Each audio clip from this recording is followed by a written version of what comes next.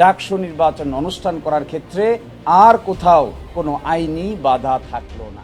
নানা নাটকীয়তার পর অবশেষে ঢাকা বিশ্ববিদ্যালয় কেন্দ্রীয় ছাত্র সংসদ নির্বাচন নিয়ে চূড়ান্ত সিদ্ধান্ত জানালেন আপিল বিভাগ। বহাল থাকছে ডাকসু নির্বাচন নিয়ে হাইকোর্টের আদেশকে স্থগিত করে দেওয়া চেম্বার জজ আদালতের আদেশ। ফলে আগামী 9 সেপ্টেম্বর ডাকসু নির্বাচনে কোনো বাধা থাকলো না। বুধবার প্রধান বিচারপতি ডক্টর সৈয়দ রেফাত আহমেদের নেতৃত্বাধীন আপিল বিভাগের পূর্ণাঙ্গ ও নিয়মিত বেঞ্চ এ আদেশ দেন।